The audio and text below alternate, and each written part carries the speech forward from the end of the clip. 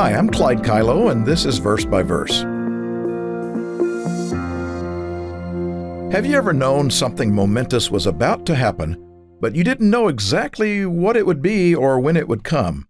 And then when it did happen, it was far more than you even imagined. That's how it must have been for the 120 or so disciples of Christ who were gathered in Jerusalem in 31 AD, just a few days after Jesus had ascended into heaven.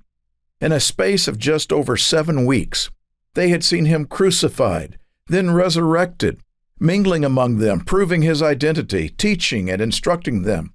And then after 40 days, and just before he ascended, he told them to wait in Jerusalem until they would receive what the Father had promised, the Holy Spirit of God coming upon them. A few days later came one of God's annual festivals, the day of Pentecost.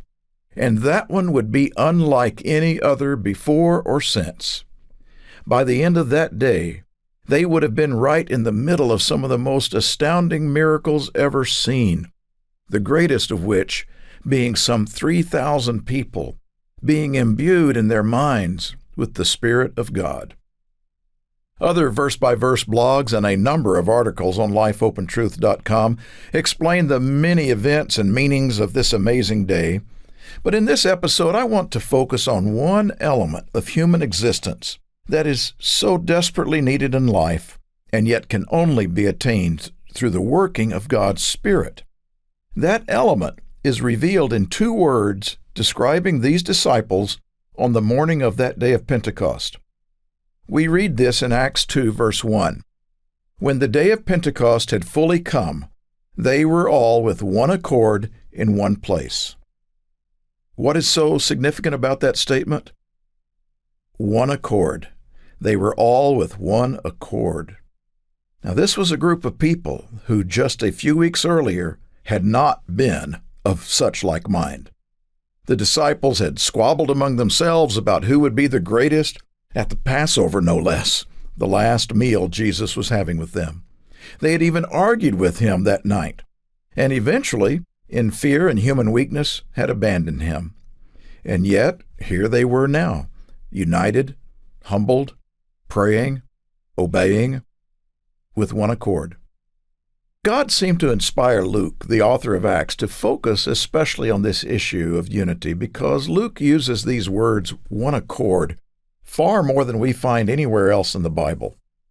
Besides on this Pentecost, he points out at other times in Acts that they were in one accord in prayer, that they had one accord in the temple and fellowship, and that in times of trial they were of one accord, that the apostles were of one accord, and later, as the gospel spread, that those who heard were of one accord in heeding that message, and that even when the church was challenged internally with some potentially divisive doctrinal questions, they were of such a spirit that they came to one accord in resolving them.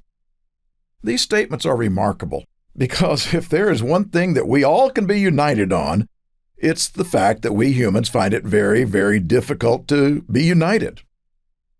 Could it be because true unity is, at its core, a spiritual issue?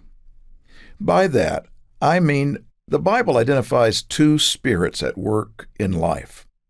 It shows how it takes the working of God's Spirit to bring to the table the love, the joy, the peace, the long-suffering, the gentleness, the goodness, the humility, and the self-control that is needed in life in general, but is also needed to achieve unity. These elements are called the fruit of the Spirit in Galatians 5:22 and 23. On the other hand, the working of the human spirit, our common ways of thinking and acting, also listed in Galatians 5 as the works of the flesh, only results in disunity and discord. Now, to be sure, masses of people do occasionally unite for some specific purpose, but not a way of life, and often that purpose is something evil. Luke also uses the words one accord 3 times in Acts to describe how enemies of God's people united to persecute them. And occasionally when we humans unite for something good, it's always temporary and not a way of life. Now, when God started His church on that day of Pentecost in Acts 2, He did it by giving His Spirit to a group of strangers, many from different nations, not even speaking the same languages, but they had the same mind. And that miracle also foreshadowed a coming time after Christ's return when the world will have, for the first time, a ray of hope for achieving real, permanent unity through God's Spirit. Now, sad to say, within the church, as the years went by and throughout history, it has proven challenging to maintain one accord. It is a spiritual challenge, one we must rise to by not walking according to the flesh, but according to the Spirit, as Paul said in Romans 8:4. True, permanent unity among people is a byproduct of unity with God, the real source of the one accord we see before, during, and after the events of the day of Pentecost.